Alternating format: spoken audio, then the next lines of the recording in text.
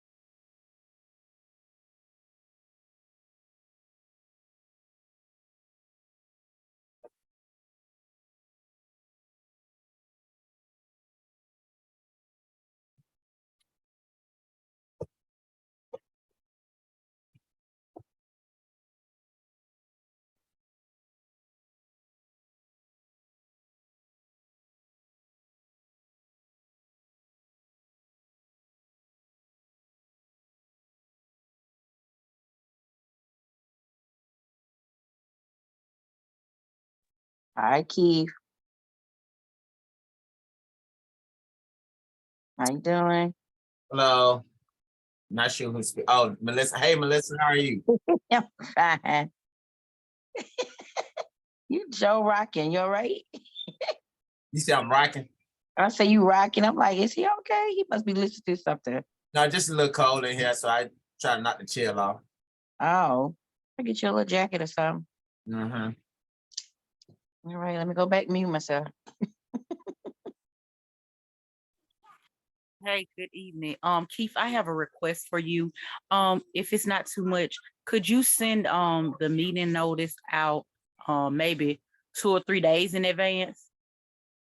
Is that possible, or do y'all do this kind of at the? You saying for community meetings? Yeah. Yeah, I can. And what I also may do is just send out a overview calendar when board members typically will host their community meetings, because it's going to run the same every month unless for some reason we need to switch it. The reason why y'all probably get them the way that y'all do is because I advertise meetings that are happening first prior to I do the other meeting, just so it won't be confusing. Because like we have board member Mitchell meeting today, and then on Friday we have District 3 meeting. And so I try to like want to space them out just so it won't, nobody's meeting won't get overshadowed by anybody else's. Okay, I got you. But I do my best to try to get them out. Like I said, because we are running on a consistent monthly basis with their meetings, I try to send like an overview of when their meeting is going to take place. And then I do my best to try to get those out as quickly as I can, just so everyone can know about it. Okay, thank you so much.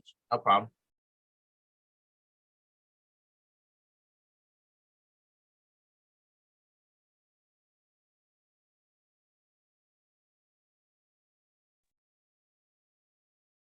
Hello, Mr. Glass.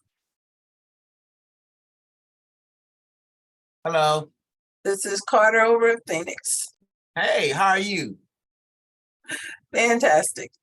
Good deal. Good deal. Thanks for being here.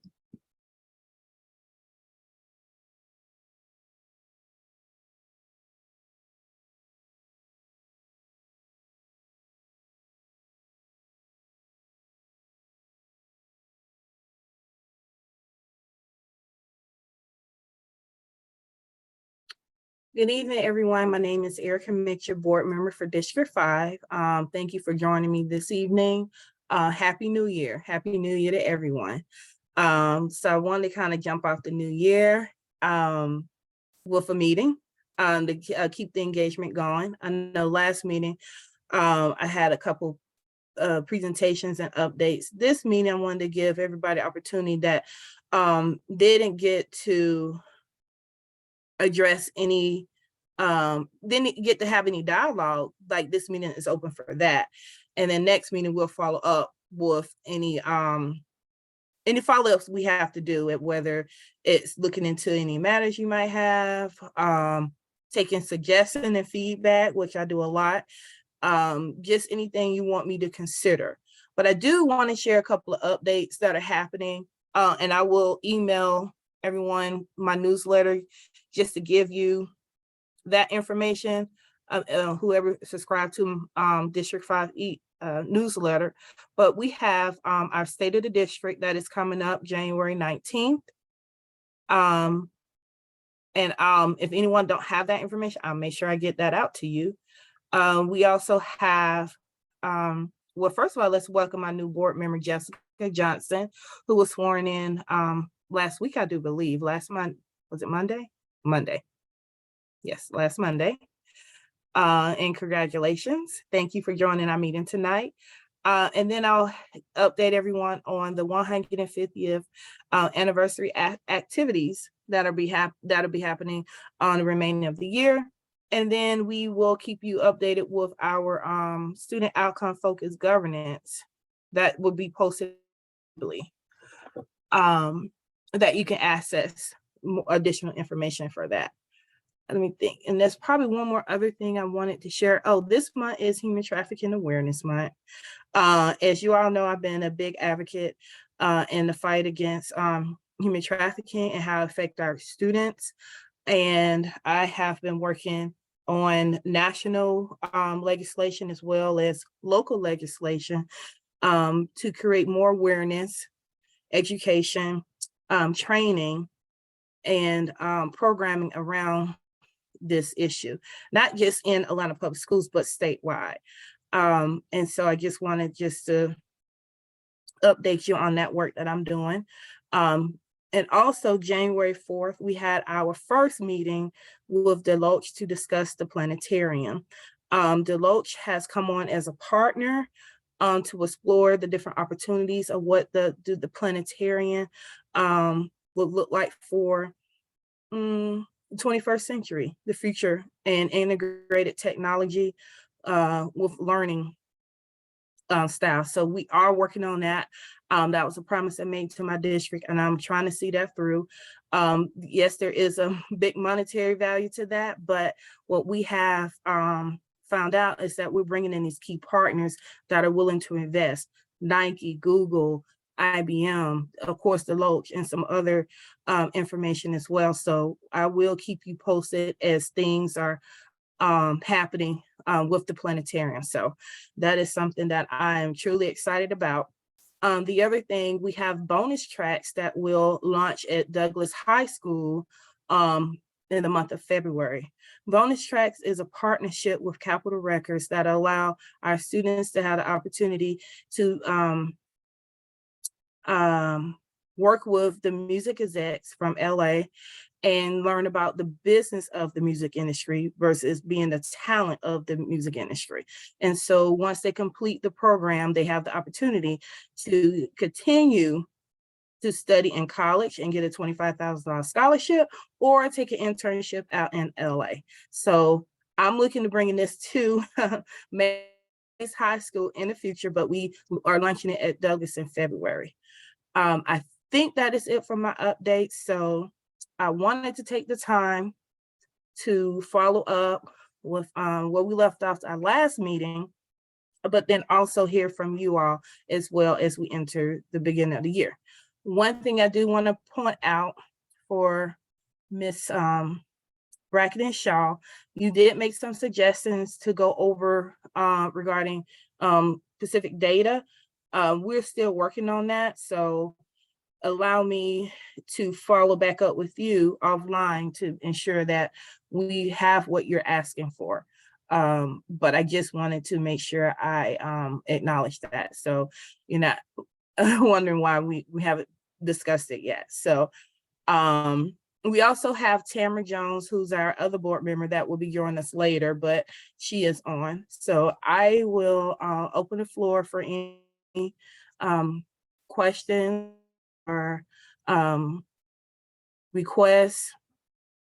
Yep, and so Whatever you have. Yep, so Happy New Year, everyone. It's a new year, but we're gonna still follow the same procedure as we do for all of our community meetings, as Waukesha has done. If you do have a question, this is the opportunity, or not even a question concern, or provide any type of feedback. Now is the time for you to provide that information. And so we do ask that you do raise your hand so that we can put you into a queue. And then we will call on you. We do ask that you do try to be brief and be considerate of the time, being that we only have an hour allocated for this meeting, so that we can hear from everyone that we need to hear from. And so, Board Member Mitchell, if you're ready, we will hear from Waukesha, then we will go to Akeem. Okay, yeah, I am ready. And I do want to say something. This will be a continual monthly meeting, a standing monthly meeting, by the way, because last time I tried quarterly, we're back to monthly. And then also, there was one more thing I wanted to point out. Yes, please, if you can, if you have any type of priorities or suggestions that, or whatever you want to see in the future, please let us know as well. Go ahead, Waukesha, I'm sorry. No, you're fine. And thank you for the updates. I was concerned about the planetarium as well. I have two concerns, and however you want to answer this or give feedback, absolutely fine. Okay. Mental health, Okay. and gang violence. We have seen a lot of gang violence, like, and I don't want to say that because some parents, I'll just say violence, because some parents are saying that their children are not part of gangs. So I want to be clear about that, just violence towards our youth. Now, Okay. I understand that, you know, stuff happen at home, stuff happen at school. But what can we do collectively? Because the school and the community is not always on one accord, but what can we do together? I appreciate your meetings, but what can we do to ensure that the kids are safe, and then ensure that if you're having some challenge, if you had a fight, if you feel like you're being bullied, if you feel like somebody is trying to push you off into some dangerous type situation, like, what do we have in place? I appreciate the chief.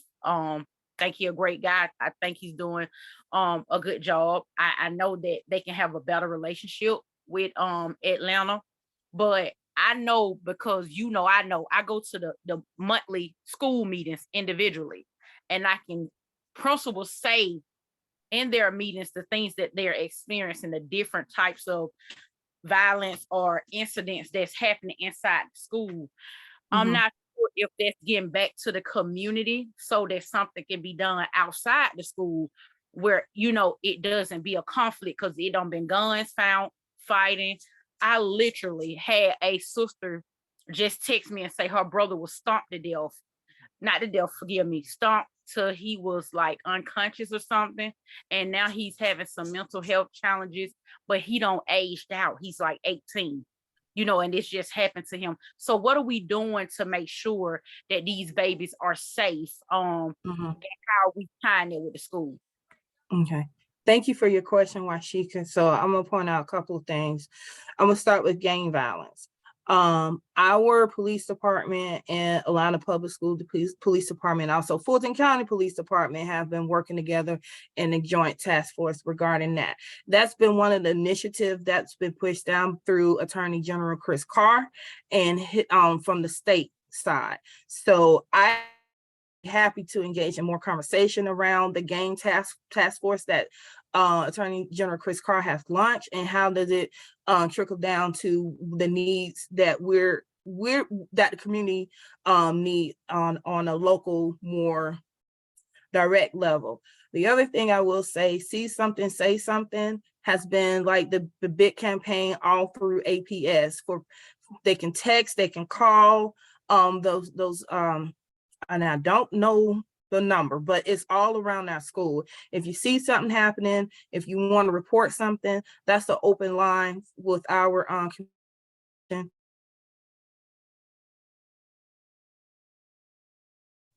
within the school. They could talk to. A lot of times there may be some challenges with that, and I do understand. But it needs to be reported. It needs to be reported. To go to, even if, as a mom, I tell my children certain things, and I don't want to collude that with being a board member, but if they see something out there that's not right, they can call me, they can tell me. and I'm going to see about it. If that's not an option, they got to tell another adult. Every person that works in Atlanta Public Schools is a mandated reporter. They have to report something that is happening, something that is not right. What I have seen is, and this is just me talking to more parents and students, that what is taking place in the community is coming into the school. Now, how do we address that? Because that's been a lot of the issues that we have seen with violence in APS that is coming from the community, it's coming from the outside. So we got to look at what can we do within the community to prevent this from escalating into the school, because school is supposed to be the place where you're supposed to learn, socialize, have your friends, but not fighting, not being violent. So if it is coming from the community, that's a different conversation we need to have and to figure out what can we do about it. One of the things I will bring up is that what I've seen other districts do is have a gun violence curriculum to talk about and educate our students on the dangers of gun violence. That could be something that I can share with the administration. I'm not sure if we're already doing it now, so I don't want to overstep that. But, you know, as you are having the opportunity of having these conversations about the dangers of gun violence, about the dangers of, you know, having weapons and different things like that, then you open up for a bigger conversation with our students. So just like with human trafficking, like I said, if you don't talk about it and you don't bring an education component to it, then how do our students know how to protect themselves? How do they know how to report something that they might think is suspicious? So I think it's the same thing when you talk about gun and safety. We have to have these conversations with our students. I'll look in to see what we're doing from a curriculum standpoint, but it needs to, the conversation needs to happen. I know our with the Solicitor General, Keith Gamage, does something with APS kids and Fulton County kids to talk about gun violence, but I think it's something that we need to lean in a little bit more and be more intentional about it. And then also with gangs, I know, again, we have a gang task force. I just need to know how effective coming from the state all the way down to the school level has been. I don't know, but those are things I will find out. And then you talk about mental health, Washika. We are doing some things regarding mental health. I've been a big advocate of making sure our students get mental health access through policies, the trauma-informed policies, also the restorative justice policy that I was able to write to ensure that we have systems of care in the school to make sure that we are supporting the students' mental health need, and also with restorative justice, conflict resolution. That is very important. So those policies were adopted, I believe, in 2021. And so now the administration have rolled out the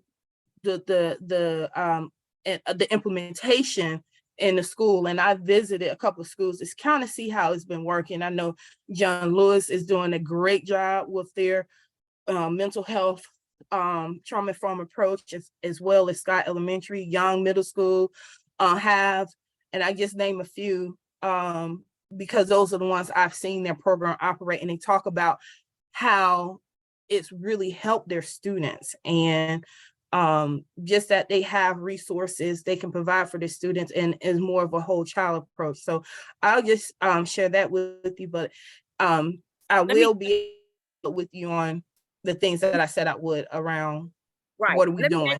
Because as a mom, like having a child who has IEP and have behavior issues, what I have heard directly from mothers who have recently lost their kids is that their kids may have had behavior issues and may have needed some extra support. Is there enough support for the children with special needs, the children with 504? And I know they do that test where they can figure out, like, yeah, you might be having some issues or whatnot.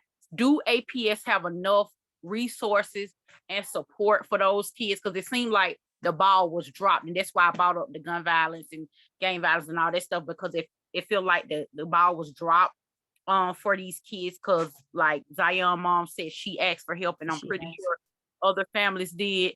do we have enough resources, and do we need to be, if not, do we need to advocate for more?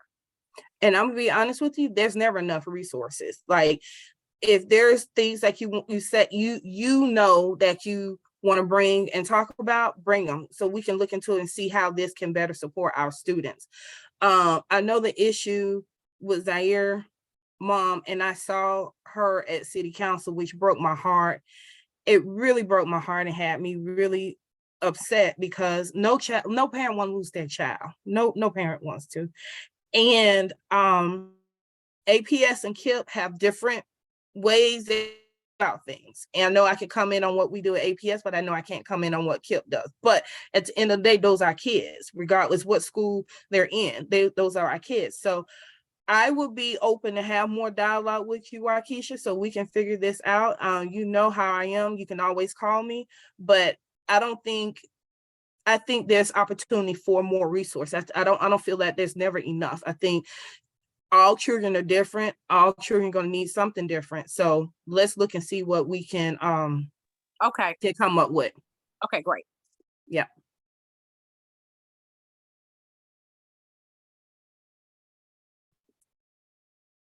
All right. So thank you, Waukesha. So we'll go to Akeem, and then we'll go to Don. After Don, we'll do Melissa. We'll go to One Melissa. second.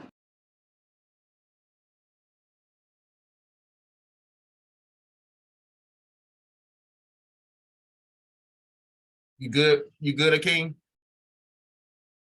Yes, I'm sorry. I just needed a second. How are you Oh, doing okay, today? okay. How All y'all right. doing? Happy New Year. Hey, Happy New Year, Erika. King. How are you? Happy New All Year. good. Did you get my message the other day? Yes, I did. I apologize. I had a busy week, but I did get your text message. Okay, no worries. Dr. King's daughter, Bernice King, she actually held the service at Ebenezer this past weekend. I don't know if anybody listened in on it, but she called on leaders, lawmakers, and people in the community to like come together, because there's a there's how can I put it? There's an issue with leaders not being held accountable, and it's a trickle down effect. And one thing that I'm not saying in APS is integrity. Give me 1 second. I'm sorry. And I do have an update. The gentleman that came from the state, we have been working with him to get more resources into our schools directly. And he's starting to roll those out little by little. So I do want to say that's been very helpful and very supportive. So I just wanted to let you know that as well, because he was on the call at our last meeting. Yes, ma'am. And so one of the things I was trying to get at is that until we start holding our leaders accountable with integrity, doing the right thing without no one's watching, APS leadership is starting to fail us time and time again. And how far are we going to go before students are already getting hurt? Are we going to now? Is it going to be a student dying again? I mean, like, what is APS going to do about the integrity? We're having issues that are nothing is happening. I mean, the issues are just being passed along to administration, and maybe they follow up on us, maybe they don't, or maybe they just get quiet for so long that they think we forget about it. It's like, what are we going to do about the issues that are starting to pile up, and then the issues that are not being addressed at all? Like, Erika, you know a lot about a lot of issues that I'm personally talking about, yes. as far as with my sister. But even like with the criminal trespass, I'm gonna tell you the funny thing happened. I know you have my number, Keith has my number. Even Dr. Herring has my number. So I'm not understanding how a criminal trespass for me was, my mom was given a phone call last week, but nobody left their name or a phone number to call back. They just told me to reach out to them. It's like stuff like that. Like, customer service is supposed to be at the forefront of the business, and we don't see that. I mean, are we just not supposed to get it because we're on the southwest side of Atlanta? Or like, what's going on? Like, when Maynard Jackson parents reach out, or if it's other constituents, they make sure they go above and beyond, make sure that their voice is heard. I'm gonna give you a prime example. When we had our cluster, our chat with the superintendent, she didn't have snacks at Maze, and I wasn't there, and I know that. The snacks wasn't brought out until other cluster meetings, and maybe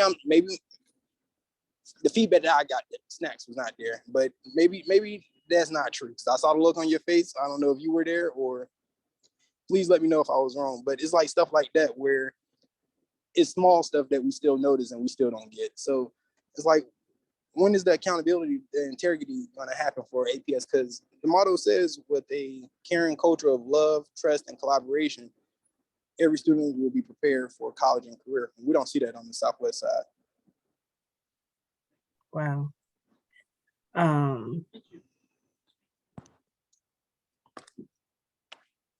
You made some valid points. I cannot disagree with you at all, Mr. Williams. But I will take these concerns back to our administration. And you brought up a good point. How do we hold our administration accountable? And that's through the work of 9 board members establishing goals and guardrails. I know you heard me say this before. That's the process we're supposed to use. But intentionally, me as your board member and your rep, there are certain things that I follow up on and I push because I know what you're going through and I know where your heart is. And you have been a big advocate for your sisters and trying to make sure they get the best and quality education that they deserve, every child deserves. So I know some of the things that have happened, because it's a very delicate issue, and not to talk Yes, about ma'am. in public. I'm But we also will. going to quote Brian Stevenson. He's the Equal Justice Initiative director. And he Okay. even said at the meeting, he said, in order for us to reckon with our past, we must do some things that we never did before. We must do things that we never seen done before. I mean, like the transparency and this leadership not being transparent. And when I say transparent, we don't even know what the suspension rate is at Mays. We don't know what we're expecting from our students. Yeah. Whenever we're trying to advocate for our students, we're always silenced and hushed away or pushed away. And we're just tired of it. That is our school. Atlanta Public School, the city of Atlanta has Atlanta Public Schools, and the education should, if it's not the best, it should at least be something that we could be proud of. And I don't feel like we're getting that. I mean, like, yes, we're getting a higher graduation rate, but what does that entail? Do our students getting into prestigious universities, or are they going right down the street to Atlanta Metro? I don't knock it, but it's like, where's the rigor? Where's the stuff that we had 5 and 6 years ago? I mean, the expectation. The expectation is not even the expectation, because it seems like the expectation is being moved depending on the situation. What we're looking for is measurable results. Like, if we start with a 5-year plan from this day forward, then how do we show that, okay, this is how we grew, this is how we're going to close this achievement gap? How do we measure success within APS? Is not a clear, concise picture. I mean, we have the guardrails and board policies, but what happens when principals don't follow the guardrails and board policies? That's true. And then whenever we have, like, Erika, we've tried to bring you into several meetings. What they say, oh, we can't do that because you don't get into personnel matters. And we totally get that. But it's like, well, what do we do then? And then, of course, it's time for the contract to be renewed. I just want, like, me personally, I have not, in the last 5 years of seeing Dr. Herring, I have not seen a success. I have not seen something transparent. I have not seen something where we could be proud of. It's almost like we're dumbing down our students. And I hate to say it like that, because these are children we're talking about, 56,000 students that won't get a second chance at life. That if they don't have a great foundation, they're going to drop out of college. And if they don't have the hustle and ambition, they're going to be on somebody's corner, and we're going to have even more gun violence. Or there's a way that we could solve this issue. And I don't believe Dr. Herring is with us with solving our issue, our community issues. I believe she's a big shot, and she's trying to use this position to further her political agenda. And we need to stop this now. Erika, I can't tell you how to vote, but me as a stakeholder, I strongly advise renewing Dr. Herring's contract. And I just want to make sure you know that. Thank you for your sharing your thoughts, Akeem, and I will follow up with you. I appreciate it, King. We're gonna go to Don, followed by Melissa, then to Elizabeth. Hey, Don. Hello, everyone. Hi, Keith. Hi, Erica. Hello, Hi, everyone. Krista. So, hey, I'm sorry, Board Member Erika Mitchell, Mr. Glass. All right, so I have a couple of things. Okay. And so one, I want to just acknowledge, thank you, Erica. Thank you, Board Member Mitchell, for just following up and acknowledging that you owed us some information and data, and thank you for working on it. And part of the reason why we're asking for data is because one of the things that I think I've heard, and I don't know if Starkson started this slogan, but we want to make decisions. We want to make, what is it, fact-based decisions or something like that. Mhm. That's one of the lines that they would use all the time. That's how we should be making decisions on the school level, at the administrative level, downtown. And I think it's really important for us to kind of face what our data says. I put in the group chat, if everybody will look at it, you click on the link, it's a Great Schools. And I did if see you that. click on it, and it's the maze, and it's actually, this was updated July 31st, 2022. So the only thing that is missing is fall semester 2022. All right. But what you will see there, if you go to it, and it's just basically my point, and I think it's really important.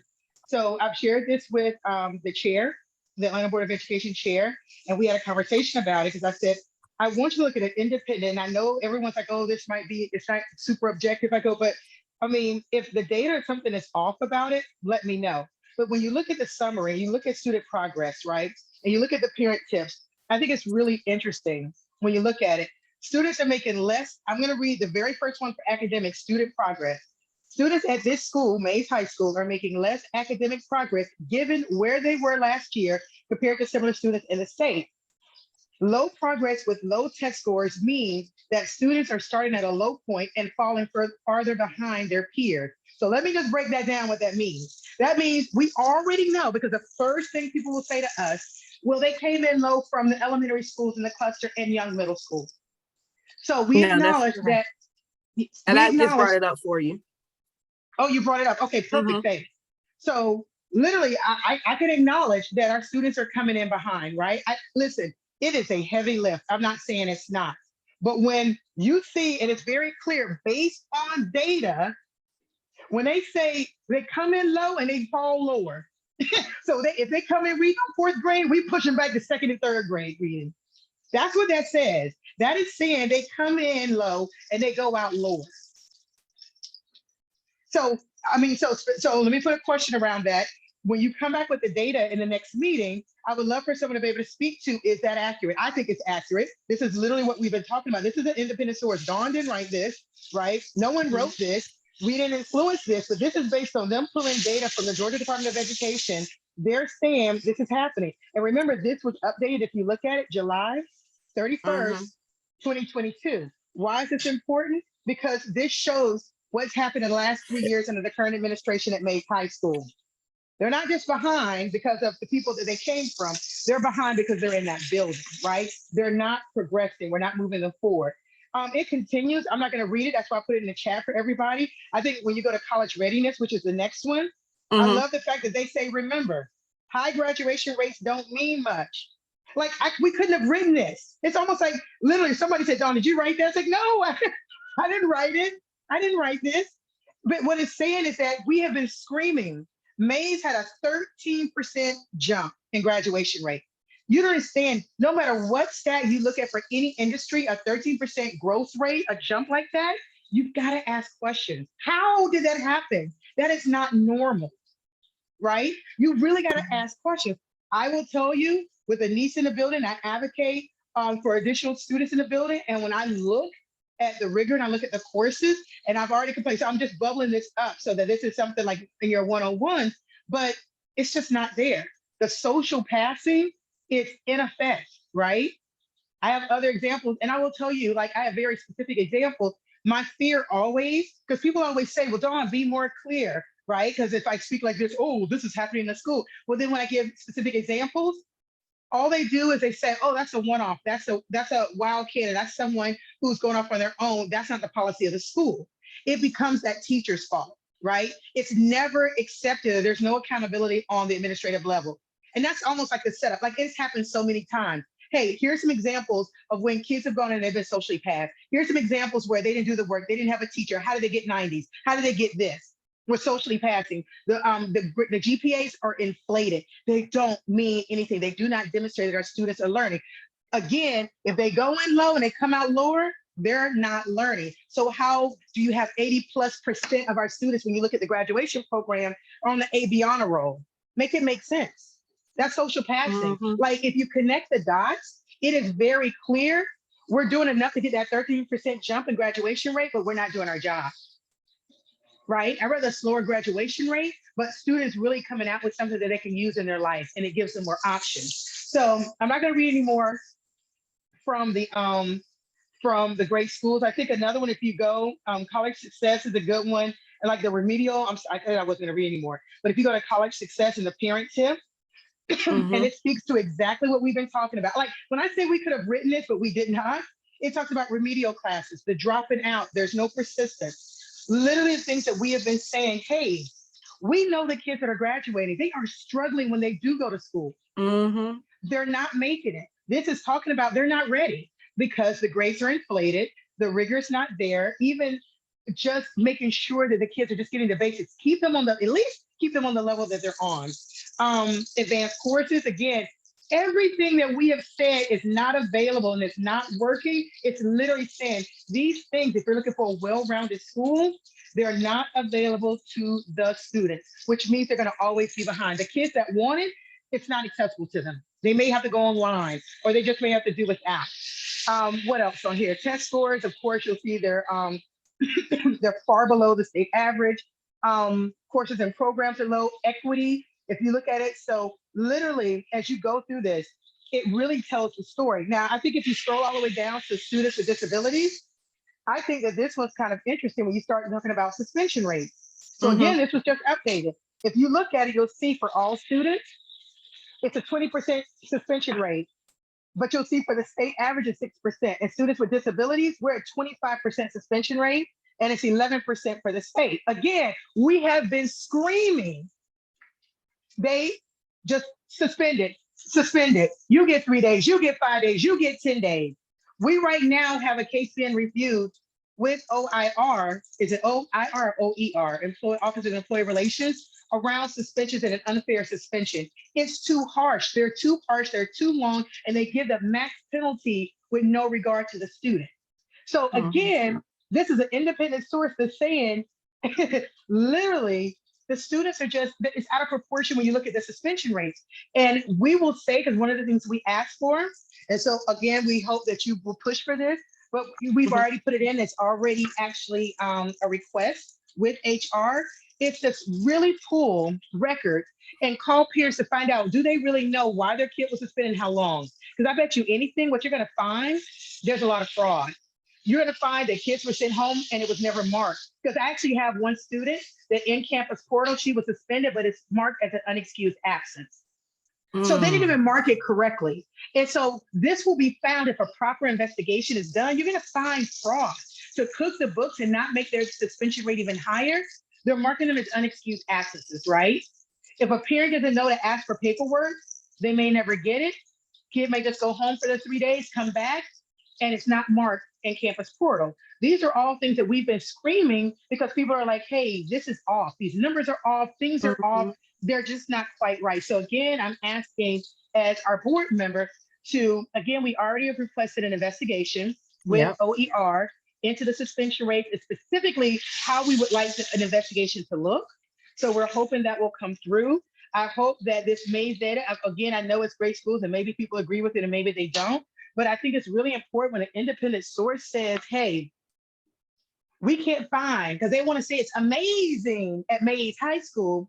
And I hate to be the Debbie Downer, the wet blanket, the negative Nancy, but I don't really think so. Like the raw data says that something's off. It's not right. We're not doing the work that we're supposed to be doing. One other thing that goes with this when it comes to low standards. So not only I think that I've shown from discipline to academics, it's not working. It's just not working. Now, not only that, on the first day back to school in January, I had to go up with my niece and 2 other students because their schedules were changed or whatever. So long story short, this is School's been open maybe an hour, 45 minutes. I walk up to the main doors and I'm looking down at the main entrance. Beautiful school, right? Beautiful front glass doors. And I'm looking down, it is filthy. Gum, you know, like when people step on ketchup, like a splatter, ketchup, mustard, like splattered. And I'm like, so nobody cleaned this during the break?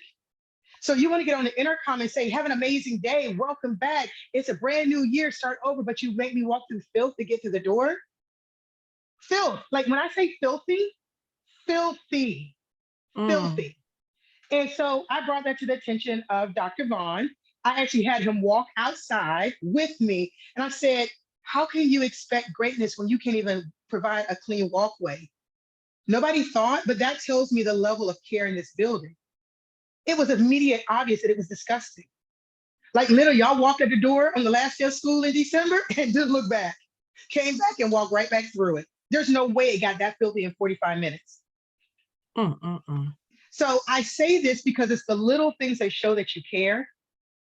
We keep screaming this. It's the little things. One of the things, so again, my issue with this was, why do I have to tell the number of adults that are making really good money, the administrators and people that walk through those doors, I have to tell you that this is filthy, that everybody, the people that work there and the students, everybody deserves a better environment. And those are little things that we can control, right? Those are little things that we can control, but we can't even get a clean environment. So I talked to him, I said, but why do I have to tell you? Another example of things that we've had to go up, I've had to go to Dr. Goodwine on, is little things like the counselors. They, for safety and security, our counselors are not allowed to meet with parents in their office. They have to meet with them in by the lobby. They have to meet in the media center. They tried to meet with me with my niece. I was like, have you lost your mind in the media center with students? People are roaming around. How is this protected information, private? The principal had to be told, and I have it in writing because she's like, oh, we meet in the media center. There's plenty of places. I go, but they're not secure. How is somebody supposed to build a relationship, have a real conversation with their counselor about the needs of their student in an open air media center? Wow. They don't see anything wrong that we have to tell people about privacy because there's no respect. And I'm telling you, what I'm saying to you is that, and I really hope you hear me, and when you go back and you give these specific examples, because I have it in writing like the thread, but those are just specific examples of there's no respect. So when Akima's like, he's like, it's like you blow us off. We don't deserve a clean walkway. We don't deserve privacy when we're having a conversation with our counselors. You can sit the table away from a group of kids on their computers and on the phones having a conversation, and you're with your counselor. That's what Mays was doing until I literally blew the whistle. I was like, have y'all lost your mind? But the population is such that people are beat down and they just get tired of complaining. But that is what we deal with, the lack of respect, lack of care. They overly discipline, especially students with disabilities.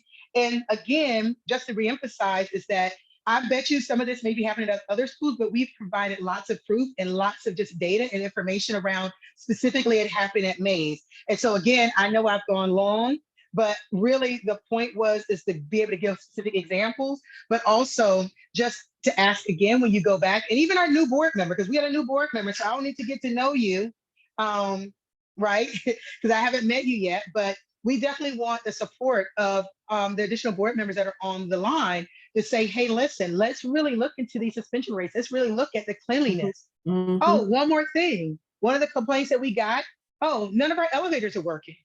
Oh, yeah. So like when I tell you the level of like no elevator, so that means 504s are being violated, students with disabilities. But hey, guess what? Hey, you can't get on the elevator. Guess what? We'll suspend you. That'll solve that problem. You won't be here, so you don't need the elevator person in a wheelchair. Go ahead and stay home. And I'm being sarcastic and obnoxious, but that's kind of how we feel. Elevators, no, not one elevator works.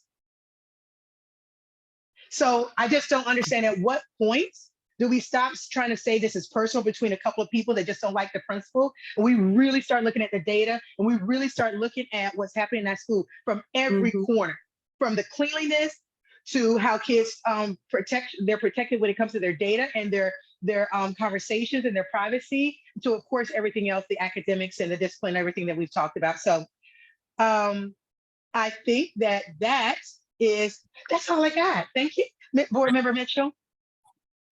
Thank you, Ms. Brackenshaw. I recorded some of these concerns you had. I've been working on addressing the other ones that we talked about via email to Dr. Herron, and I will follow up with you on this as well. Thank you. All right, thank you, Don. Y'all, the time is 6:46. We got 14 minutes. And we got 5 people in the queue. So I understand this is the platform for you to voice it. But if you could, please make your statements, ask some questions so that we can hear everybody within 15 minutes. We got Melissa, Elizabeth, and then Don. Dion. I'm gonna keep it quick. Hi, Erica. Just want to say thank you for Hello, your work Melissa. with human trafficking. I've seen you on different platforms, so thank you for that. But my question is, do you have any updated information pertaining to the 9th grade academy at Doug? Yes, we did get some information regarding 9th grade academy. Gosh, I wish I could. Do you have my email address? No, I don't. I can send it to you, but we have seen some positive. Go ahead and give it to me now, and I'll write it down, and I'll send you a follow up.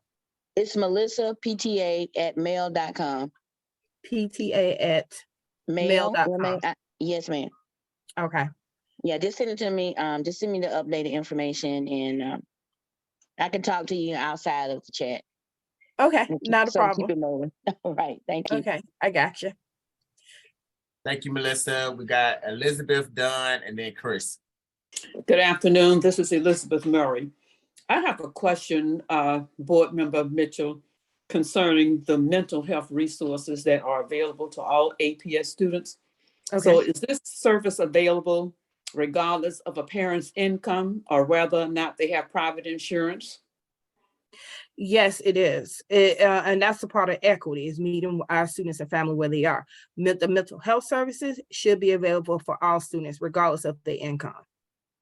Or whether they have private insurance? Yes. Mm-hmm. All right. So is this service available in our charter schools or just strictly APS? So it will be just APS. Again, our charter schools operate a little bit differently. They have to seek their own resources, their own providers, and all of that. Now, they can choose to use the same people we have, but they have their totally different governance model. They even have their own board. So they follow the structure that they have. So when it comes to charter schools, I really couldn't give you any information what they're doing unless I would go take a visit or call them up and see what type of services you have for our students. Okay, follow up on the previous question. I think all of us would like to see the data on the 9th grade academy at Douglas High School. And can you tell us whether or not she plans to keep the 10th grade in that building as these 9th graders move to grade 10? Is she going to move them to the main campus or keep them at the alternative site? So the plan was, it was supposed to go there once they finish 9th grade, they go into the main campus for 10th, 11th, and 12th grade. Right. And that clear up room for the incoming 8th graders who are going to be 9th grader to roll into the 9th grade academy. Okay. And then you say you wanted data on the 9th grade academy. I think everybody in this, I think everybody in this district would like to see that data, but I will give you my email. Okay. It is LIRUMUR@AOL.com. Okay, I got you here. Thank you. All right. Thank you. And so, Board Member Mitchell, everyone on this call should have registered for the meeting. And so I have everyone's email address. I can just forward that out. And once we get information, I can send it to everyone. Okay, sounds good. All right, thank you, Miss Elizabeth. So we got Dion, Chris, Cindy, and then Raynard. We're in with Raynard. Hi, thank you, Board Member Mitchell, for having this meeting and continuing to do it on a regular basis. I'm now attending some in other districts, and I just want everyone to know the complaints that we're hearing across the district. There's so many similarities. And now with these meetings, we're able to connect and hear those. in my cluster. What's been working right now, unfortunately, because many of you have experienced this, you email and you don't get a response, or you email and things are pushed under the rug. So we then try to go up the chain of command and we're met with a similar approach. Yes or no? So our voices continue to be discredited and we are at a loss for what to do. So then you find us speaking at board meetings, a whopping 2 minutes without any responses, or go team meetings, and it's very frustrating. So I appreciate this forum. I will say what has been helpful is the ethics complaint hotline. And you can do that through Let's Talk. I dropped that in the chat. It can be anonymous. If you want to do it anonymous, I would recommend if you do it anonymous and you truly don't want them to know who you are, you also use a guest Wi-Fi someplace. Go to a library or someplace else. You can do it with your name and your number, and then the Office of Internal Compliance will call you back, and actually they will look into the problem, and they should have a report also for you. One of the concerning things I think we've all had is that many of the employee relations concerns that we've had, the Employee Relations Department, if many of you don't know, the director as well as several employee relations staff either left or were fired a couple months ago. So many of these concerns related to staff issues that you're having and complaints you put in, ask for the personal records report, see who did that review. Some of those individuals no longer work here and there's a reason why. And that's the next step we're now taking. And I think many people, we need to be transparent and honest about that with the constituents across the district. And so that's why I'm sharing with you some of the things we've learned. I just want to say, we hear you, board members, now starting to ask for the same data time and time again at the meetings. You ask for discipline data for across the district. You ask for MAP scores. You ask for updates on safety and security. And now I'm so glad you're starting to speak up and express your frustrations that you did at the board meeting. We are highly frustrated. We come to these meetings, we are asking you for the data across the district. We're now almost 3 years into this process with Dr. Herring. We have no answers. Now you guys are presented with a new data dashboard, another new data dashboard that's being rolled out. When are we going to get that? When is the community going to have access to that? We talk about all these things, but it never comes to fruition, right? I don't know how many times we've asked board members in other parts of the district, we're all asking for the same data. We're asking for transparency. We're not getting anything. And I mean, if you guys are as frustrated as we are, I mean, the only people, and I greatly appreciate, Erika, your voice, you asking those questions publicly, because I know you're probably as exhausted as we are. But we don't know what to do. The only people that can hold Dr. Herring accountable are the Board of Education members. And I am so proud of the city of Atlanta raising its voices now and banding together across the city to support our board members in doing the right things for our students. We are pushing these kids through across the district. We are just pushing them through schools and they are not learning. And the numbers show it. And you can move the goals and guardrails and the data points all you want. You can push them through. And like we just talked about the graduation rates and the milestone scores and the MAP scores, it just doesn't line up. It just doesn't line up. So I don't know what we need to do, but please share the information with your friends. If they have concerns, the Let's Talk, we've seen when we've done open records request, emails and records that should be being given to us are not given to us. So the Let's Talk, I don't know if anybody knows here, but people can submit Let's Talks. You can do an open records request on that. So for example, just want to let everybody know this. If you want to get every single complaint that's been submitted about Maze via Let's Talk from this date to that date, you can do an open records request and it'll get that. When we had the new K-5 going on and we wanted to see what everybody was putting into Let's Talk, I saw over 800 submissions into Let's Talk about the new K-5. So encourage your parents and your families to submit those so then you can start tracking concerns and you can bring them to to Board Member Mitchell and other board members. You have 3 at-large members. Sorry for taking up so much time. You guys are amazing, and I hope we can all work together for change for all of our kids. Thank you, Dion. All right, thanks, Dion. We're gonna go Chris, Cindy, and then Reynard. Good evening. Thank you, Board Member Mitchell, for having these meetings and definitely going to a monthly meeting to increase frequency of conversation and dialogue. I just got one main question, which is more along the lines of supporting community engagement through a community stakeholder group through your district. We know that oftentimes that our hands are tied because of the support or the lack of support from other board members or the lack of information. But these kids gave a real moving speech of demands and things that were needed from a student perspective. I've asked questions about who's being accountable to deliver those things. And from a social justice aspect of things, you know, I mean, those demands were not those things that are 2-3 months off. That means it warrants immediate response on what we're going to do to engage those items. One thing was just about school ID and about school safety.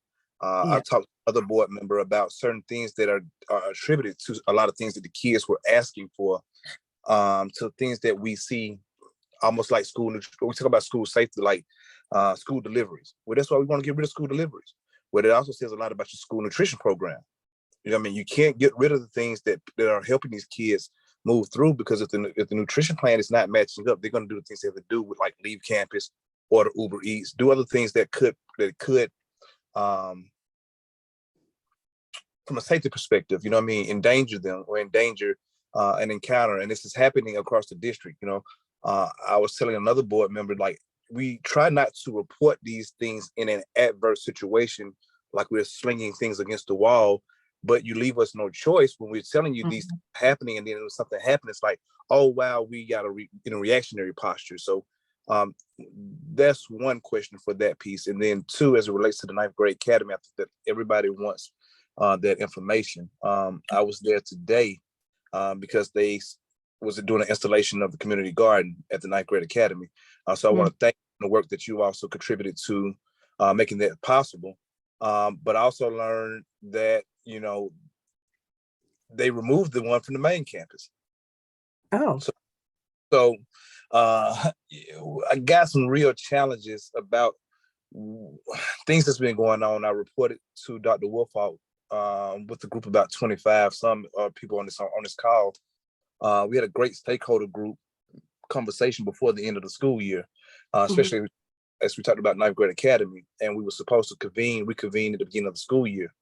I have 5 different times and engagements where I went to the school to speak to the principal about understanding the direction in which the school is going, because as an active member and participant and alumni, and being a part of the STEAM advisory board, and I've been a part of CTAE, you know, I mean, all these other great things that, you know, I mean, we've done to contribute.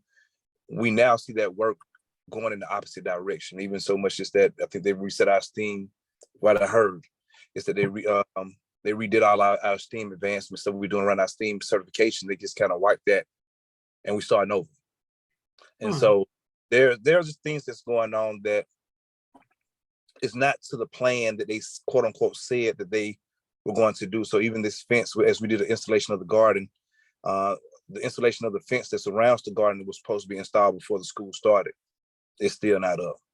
There's still needles and bottles and different things around the school as we talk about security. So I just think that we need to have a conversation, but if you will support a community stakeholder group so that we can start to have these conversations, channel the information. Is it that you guys going to do it or we're going to do it ourselves? We would like to get that trust back to the government, because there's a lack of trust in government, and education is included. But, you know, when we deal with our kids, it's a very sensitive subject and topic when we talk about, you know, policy and governance in Atlanta public schools. But we want to be supportive of some solutions and supportive of those kids' voices that took the time to come out there and to talk about their needs and concerns, and make sure that that trickles down to the SGA and to some action plan or action items to how we can work with the state, legislative priorities for the session, There's a number of things, and it's all time sensitive. Yes. Okay. Thank you, Chris. I will be following the back up with you for further conversation around this. Thank you for your input. You're welcome. Cindy, I know it's at 7 o'clock, so Yep. we'll Cindy. hear from you. Yep.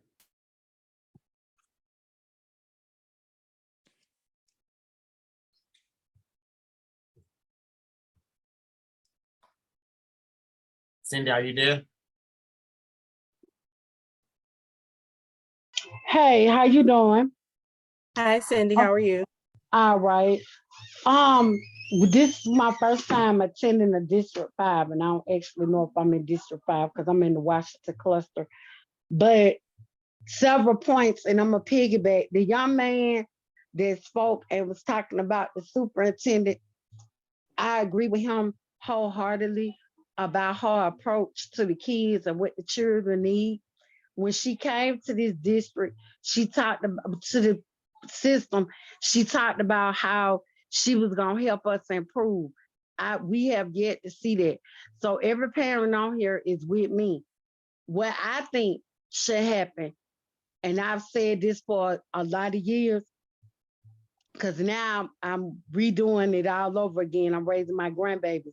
So my last baby just graduated from the Washington cluster from Washington in 2022, is that these teachers need to stop. They need to stop the teachers from teaching tests, how the test take. Because you can't take a test on things you don't know. For instance, when the Georgia milestone came out, they were so pressed for these teachers to teach the kids how to take the milestone that passed. They didn't have the training to be able to do it. It took parents to be able to tell them that for the first year, the test score should not count against the kids, because not only was it new to the children, it was new to the teacher.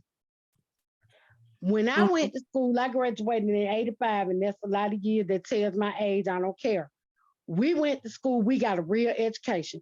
We didn't have to worry about no tests. You went to school, you made the grade, you graduated. Did we have a lot of hiccups? Yes. Because I would tell you that in 85, there were a lot of children that graduated that could not read, but the numbers were not as high as they are now.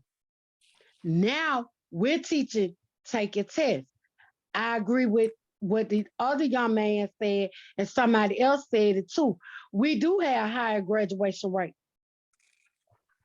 but they're not college and career ready. My daughter, and I'm not offended, chose to go to Atlanta Metro State because she wanted to stay close to home. But I agree with the young man. A lot of these kids graduate, they don't get scholarships to go to the high dollar colleges. Yale, Harvard, Princeton. They don't get scholarships like that because they're not prepared. So I feel like right now, and I'm scared because I got grandbabies, I got 3 that are in the school system now in elementary school. None of these kids are ready. They're not ready to go into the world. They don't know enough to go into the world. They can't go to college. How they gonna get a job? How they gonna get a job? Yeah, we graduate now. Yeah, we what, 80%, 90% at our graduation rate. Some schools are not even that high. But how many of your kids graduate and got real scholarships? I'm like the gentleman, to go to colleges that are up there and have high standards for our kids to go to. None of them. None of them. If we're not careful, we're going to graduate a lot of kids that are not going to even be ready to go to work at McDonald's. Because right now, McDonald's require you that if you're 18 and you claim that you've graduated, you have to have a high school diploma just to work at McDonald's. That's not fair. That's not fair to me. That doesn't sound right to me. And it grieves my soul that my kids, I don't know if Mr. Glass remember me, but my children went to Price, Carver, all of that. Like I said, and my baby just graduated Washington. That my kids are getting less of an education now than I did when I graduated in the 80s. And I think that a lot needs to be done. To piggyback one more time, then I'm done. The IEP of 504 children, we need to put better standards in place for them because a lot of kids have an IEP or 504 and they're not getting half of the services that they're supposed to get. They're not getting them. Because I just had to fight for my daughter last year at Washington to get her services in order to graduate. And I'm not going to get into that. And it's sad if IEP and 504 is a service to put in place for kids with disabilities, whatever their disability may be, to learn and get an accurate education like everybody else, that needs to be enforced. And I'm with the parents. Call me. I drop my number in the chat because I'm all for babies. Like I said, I'm shaking because ain't none of these kids ready. None of them. None of them are. They don't know how to interview. They don't know how to write a resume. They don't know how to do any of that. They can't do basic English. Yet you tell kids, well, you got to take this test in order to go to this grade. And you got to take this test in order to go to this grade. And you got to take this test in order to go to this grade. You shouldn't do them like that. I think we need to figure out a way to get rid of all these tests so the teachers can teach. They can teach because it's not fair. It's not right. And you're stressing these kids for no reason. It's unfair. It's unfair. How can a kid with a learning disability that already has a hard time in academics turn around and prepare for the stress that it takes to take a test? And especially when you send up there telling them that if they don't pass this test, they're not going to get promoted. That's right. You haven't even taught them enough to promote them anyway. Thank you. Thank you. Thank you, Sandy. All right, thank you, Sandy. And then we're in Reynard. Good evening, everyone. Thank you, Board Mitch, for having this meeting. I have a quick question. Although you were not present for the vote to fill seat number 9, for the record, how would you have voted? We're not here to discuss how I would have voted. Well, I'm you were not talking about present. community concerns. Well, since you were here for the meeting, I'm just asking you, how would you have voted for that appointment? Yes or no? I don't discuss my vote with you, Reynard, and I'm not going to do it tonight. Don't try me. I'm just asking a question. That's it. I'm not trying anyone.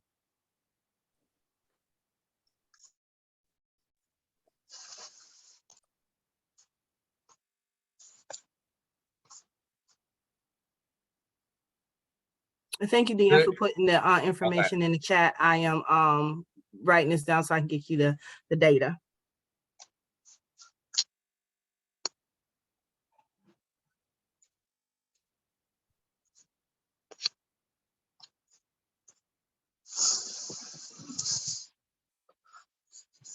Reynard, are you done?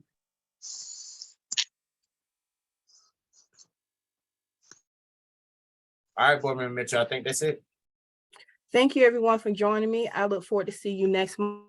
I'll follow up with you all like I said I would. And then also, Cindy, if you can put your number in the chat for me, reach out to you. And I look forward to seeing you all again next month. But don't hesitate to reach out to me if you need to between now and then.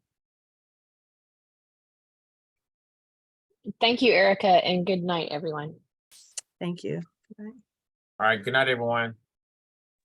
Thank you, Keith and Pierre, and thank you, Erica. Thank you, Tamara. All right, good night, Deanne. Thank you. Bye, everyone. Good night. Thank you.